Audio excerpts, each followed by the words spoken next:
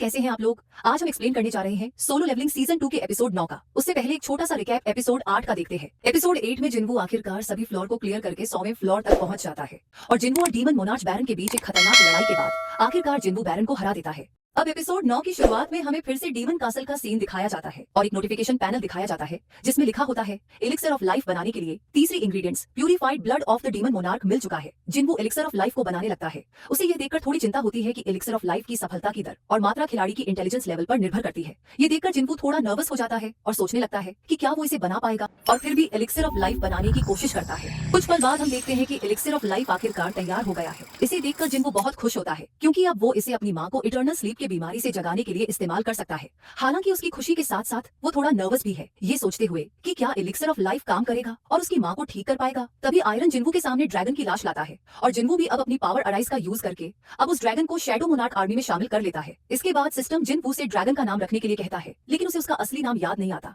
इसलिए वह इसे काइजल नाम देने का फैसला करता है। ड्रैगन को नाम पसंद आता है और एसिल खुशी से कहती है कि अब वे जल्दी घर पहुंच सकते हैं, लेकिन जिन्वू अपने विचारों में खोया हुआ है। उसे इस क्षण एलिक्सिर का तुरंत असर देखने के लिए बहुत उत्साहित है। तभी उसे याद आता है कि डीमन कासल को क्लियर करने के कारण उसे एक रूइन स्टोन मिला है जिससे उसे एक जॉब स्पेसिफिक स्किल मिलती है, शैडो एक्सचेंज। ये स्किल उसे अपने एक शैडो सोल्जर के साथ जगह बदलने की एबिलिटी देती है, लेकिन इसका इस्तेमाल हर 3 घंटे में सिर्फ एक बार ही किया जा सकता है। जिन्वू ने इस स्किल का इस्तेमाल करने का फैसला किया ताकि वो घर लौट सके। जिन्वू ने एसिल से माफी मांगते हुए उसे कहता है कि उसे अकेले ही लौटना होगा। ये कहकर जिन्वू जाने लगा और उसने एसिल से कहा कि अगर किस्मत ने चाहा तो वो फिर से मिलेंगे। जैसे ही वह जाने वाला था, एसिल शर्माते हुए कुछ कहना चाहती थी, लेकिन उससे पहले ही जिन्वू एक पल में गायब हो जाता है, जिससे उसे थोड़ी निराशा होती है। अगले सीन में हम देखते हैं कि जिन्वू आखिरकार अपने घर लौट आया है। वो एक शैडो सोल्जर के साथ जगह बदलता है जो इलाके की निगरानी कर रहा है। जब उसे एहसास होता है कि उसका घर अभी भी काफी दूर है, तो वो ड्रैगन को बुलाता है और उस ड्रैगन पर सवार हो जाता है और अपने घर की ओर बढ़ता है। इस बीच हम मास्टर गो को एक योजना पर चर्चा करते हुए देखते हैं जिसमें वो चींटियों को बाहर लाने के लिए हंटर की जादुई शक्ति को चारे के रूप में इस्तेमाल करने का सोचते हैं, ताकि जब चींटियां बाहर आ जाएंगी तो वो एक खास इंटरफेरेंस वेव का इस्तेमाल करेंगे ताकि उनकी सेंसरी कम्युनिकेशन को बाधित किया जा सके, और इस मौके का यूज करके हमारी स्पेशल फोर्स घोंसले में घुसकर रानी चींटी को खत्म कर देगी। लेकिन जिन चुलिक चिंता जताता है कि क्या इंटरफेरेंस वेव सही से काम करेगी। मास्टर गो मानते हैं कि वो भी थोड़ा चिंतित है, लेकिन वो भरोसा दिलाते हैं कि उनकी जांच के नतीजे बहुत सही थे। इसके अलावा प्लान फेल होने की स्थिति में एक रिट्रीट प्लान भी तैयार की है। फिर वो जिनचुल से पूछते हैं कि क्या वो जिनवू से संपर्क कर पाए हैं, तो जिनचुल जवाब देते हैं अभी तक जिनवू से संपर्क नहीं हुआ है। अगले सीन में हम मिन को देखते हैं जो बेक का दोस्त है। वे लोग खाना खाने के लिए बाहर गए हैं। ये एक हीलर है मिन बनग, जो एक एस रैंक हीलर है और दुनिया के उन चंद शिकारियों में से है जिन्होंने यंग एज में बिना किसी चोट के रिटायरमेंट लिया। बेक उसे बताता है कि वह मिन को अपनी जिंदगी और मौत का साथी मानता है। फिर मिन बेक से पूछता है कि क्या वह सच में जेजू आइलैंड लौटने का प्लान बना रहा है, उसे वहाँ की भयानक घटनाओं की याद दिलाते हुए। बेक अपने दोस्त इनसुख की दुखद मौत को भी याद करता है। ये सब याद करने के बाद बेक ये पुष्टि करता है कि वह सच में जेजू आइलैंड जा रहा है, ये कहते हुए कि अगर एंट मॉन्स्टर्स आजादी से घूमते रहे तो पूरा देश खत्म हो जाएगा और अनगिनत जिंदगियां खतरे में पड़ जाएंगी, इसलिए वो वहां जरूर जाएगा। लेकिन मिन शामिल होने से मना कर देता है और कहता है कि अगर बेक उसे बुलाने आया है तो उसे मना करना पड़ेगा। बेक उसे बताता है कि वो यहाँ उसे बुलाने नहीं आया है बल्कि अलविदा कहने आया है, क्योंकि शायद वे फिर कभी नहीं मिलेंगे। ये सुनकर मिन चुप हो जाता है। कुछ पल बाद वो ये स्वीकार करता है कि वो सिविल सर्विस एग्जाम देने का प्लान बना रहा है, क्योंकि वो और ज्यादा मौतें देखना नहीं चाहता। वो सिविल सर्वेंट बनना चाहता है, लेकिन वो इतिहास में कमजोर है, इसलिए उसे यकीन नहीं है कि वो पास होगा या नहीं। फिर भी वो कोशिश करने और एक सामान्य जिंदगी जीने का ठान चुका है। ये सुनकर बेक सोच में पड़ जाता है। जो लोग हंटर्स होते हैं उनको लड़ने से कभी डर नहीं लगता, वो हमेशा लड़ने के लिए तैयार रहते हैं। लड़ना ही उनकी जिंदगी बन जाती है। शायद यही एक रीजन है कि लोग अवेक होते हैं, जिन लोगों के अंदर लड़ने की इच्छा होती है, जिनके लिए लड़ाई बस एक दिनचर्या का हिस्सा है। अगला सीन फिर से जिनवू पर आता है, जो आखिरकार अस्पताल पहुंचता है जहां उसकी मां है। जब वह अपनी मां को देखता है तो उसे उनकी गर्दन के पीछे एक जलने का निशान नजर आता है, जो उसे अपने बचपन की एक घटना की याद दिलाता है। बचपन में वो गर्म पानी से अपनी मां के बाल धोना चाहता था और गलती से उसकी मां की गर्दन जल गई थी। इसके बावजूद उसकी मां ने उसे कभी डांटा नहीं, बल्कि उसने अपनी खुद की पीड़ा को नजरअंदाज करते हुए उसे दिलासा दिया। अब जिन्वू एलिक्सर ऑफ लाइफ निकालता है और सोचता है कि उसे नहीं पता कि यह सच में काम करेगा या नहीं, लेकिन उसने सिस्टम के कई चमत्कार देखे हैं तो उसे इस पर भी विश्वास हो गया। इस विश्वास के साथ वो एलिक्सर ऑफ लाइफ निकालता है और धीरे धीरे अपनी मां को उठाया। उसके हाथ नर्वसनेस से कांप रहे थे, लेकिन उसने हिम्मत जुटाई और आखिरकार उसने एलिक्सर ऑफ लाइफ अपनी मां को पिलाया। फिर उसने सावधानी से अपनी मां को वापस लिटा दिया और बेचैनी से इंतजार करने लगा। अचानक वो नोटिस करता है उसकी मां की जो स्किन होती है वो ग्लो करने लग जाती है और उनका जला हुआ मार्क भी गायब हो जाता है। लेकिन उसके बाद भी उसकी मां नहीं जागती है, तो यहाँ जिन्वू थोड़ा डिप्रेस हो जाता है। उसने मन में अपनी मां से विनती की कि वह जाग जाए। मैं काफी समय से लड़कर ताकतवर बन रहा हूँ, सिर्फ आपके लिए, इसीलिए प्लीज मॉम जाग जाओ, बोलता है और अपनी आंखें बंद कर लेता है। इस बीच उसकी बहन जीना को दिखाया जाता है, जिसका पढ़ाई में मन नहीं लग रहा है, तो वो शॉपिंग पर निकल जाती है। शॉपिंग करने के बाद जैसे ही वो दुकान से बाहर निकलती है, उसे महसूस होता है कि बाहर का मौसम कुछ ज्यादा ही गर्म और अच्छा है। अस्पताल अस्पताल में जिनवू का सीन दिखाया जाता है। जिनवू जैसे ही अपनी आंखें खोलता है और उसे ये देखकर खुशी होती है कि उसकी माँ आखिरकार जाग गई है। हालांकि वो थोड़ी अलग दिखता है, लेकिन उसकी माँ उसे तुरंत पहचान लेती है और पूछती है, तुम जिनवू हो ना? मैं कितने समय से सोई हूँ? जिनवू जवाब देता है, आप 4 साल से सोई हुई थी। माँ फिर जीना के बारे में पूछती है और जिनवू उसे बताता है कि वो ठीक है। ये सुनकर उसकी माँ कहती है कि उसने अपना वादा निभा दिया है और बहुत बड़ा हो गया है। वो उसकी चोटें देखती है और पूछती है कि क्या वो ठीक है। उसकी चोटें देखकर उसकी माँ को पता चल जाता है कि उसने बहुत कुछ सहा होगा। ये सुनकर जिनवू और भी भावुक हो जाता है और अपनी माँ के लिए उसने जो कुछ सहा है उसे याद करता है।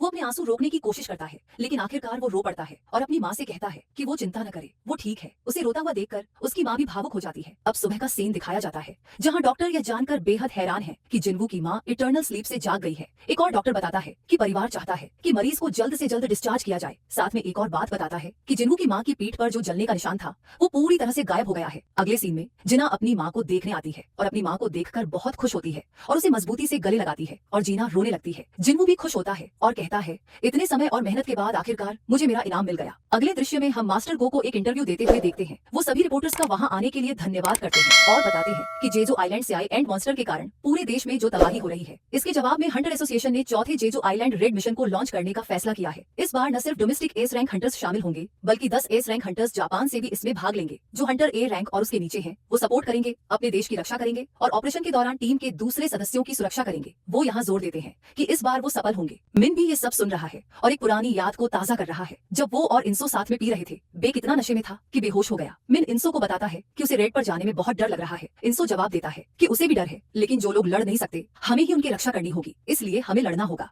अपने देश के लोगों की सुरक्षा के लिए एंड मॉन्स्टर को खत्म करना जरूरी है। तभी नशे में धुत बेग जागता है और बहादुरी से कहता है कि वो अपने हाथों से सभी दुश्मनों को खत्म कर देगा। ये सुनकर इंसो कहता है कि उन्हें बेग की ज्यादा चिंता करनी चाहिए, क्योंकि उसकी शख्सियत और उसकी क्षमताएं दोनों ही खतरनाक हैं। वो ये भी जोड़ता है कि सिर्फ वो ही इस मामले को संभाल सकता है। अगले सीन में जिनवू की माँ आखिरकार घर लौटती है, लेकिन जिनवू घर की हालत देखकर जिना को डांटने ही वाला होता है, लेकिन उससे पहले वो कुछ कह पाता। उनकी माँ कहती है कि सबको मिलकर साफ सफाई करनी चाहिए। सब लोग सहमत होते हैं और मिलकर घर को ठीक करने लगते हैं। फिर उनकी माँ ये कहती है कि घर काफी पुराना हो गया है, जिस पर जीना जवाब देती है कि ऐसा इसलिए है क्योंकि वे लोग बचपन से यहाँ रह रहे हैं। ये सब देखकर जिनवू थोड़ा असहज महसूस करता है। वो सोचता है, ये वो पल है जिसका मैं लंबे समय से इंतजार कर रहा था, लेकिन अब जब ये पल आ गया है तो मुझे असहज महसूस हो रही है। क्या मैंने एक हंटर के तौर पर कोई ऐसी सीमा पार कर ली है जिसे नहीं करना चाहिए था? जब वो इन विचारों में खोया होता है, उसकी माँ एक पारिवारिक फोटो को देखती है। जिनवू की माँ उससे पूछती है कि क्या उसके पिता ने उससे संपर्क किया? जिनवू जवाब देता है, नहीं। फिर उसकी माँ कहती है कि उसने सुना है कि वह एक हंटर बन गया है। वह याद करती है कि हंटर बनने से पहले जिनवू के पिता फायर फाइटर थे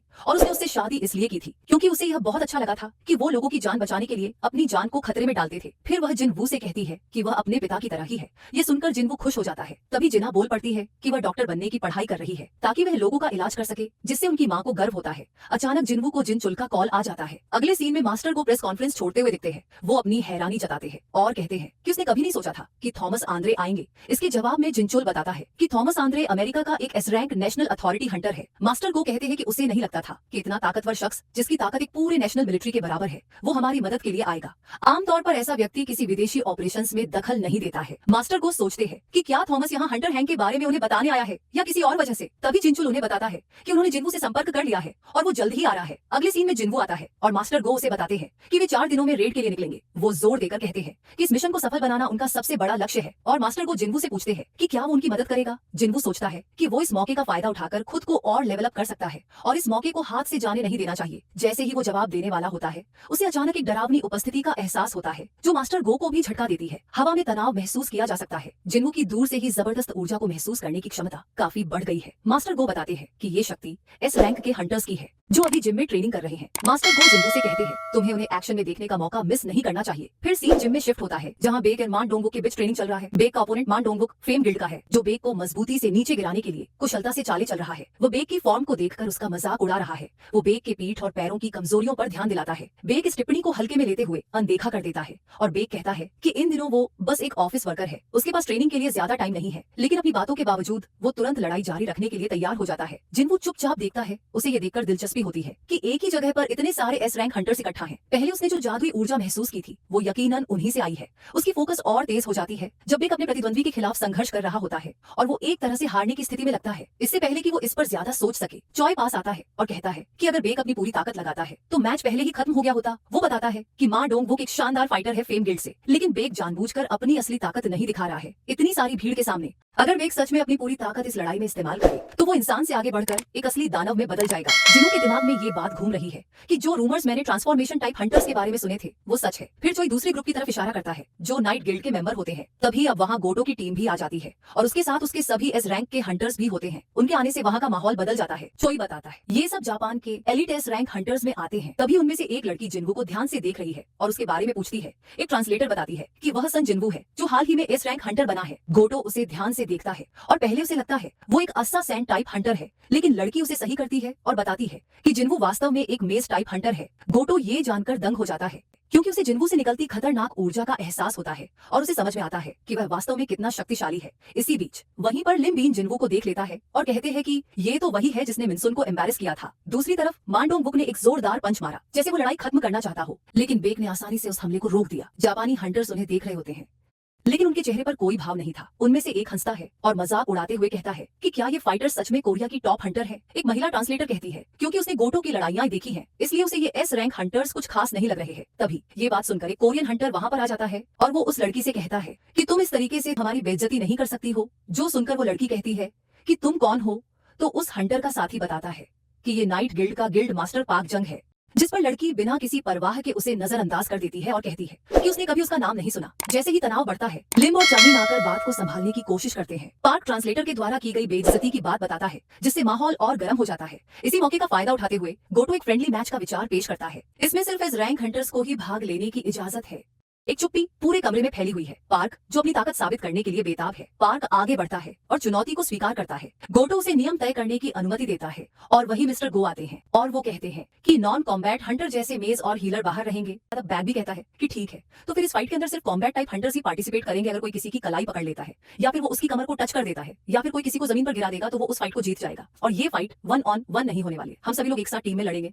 तो गोटो भी कहते हैं ठीक है, मुझे ये रूल्स मंजूर है। इसके बाद टीम अब डिसाइड हो जाती है जहां पर एक साइड होते हैं कोरिया के ऐसे एस रैंक के हंटर जिसमें है लिम, चाहीन, बेक और माँ, और दूसरी साइड होने वाले हैं टावाटा, कुनामोटो, होशिनो और टाटाना। और अब ये मैच यहीं शुरू होने वाला होता है। लड़ाई शुरू होने वाली है और ये एपिसोड खत्म हो जाता है।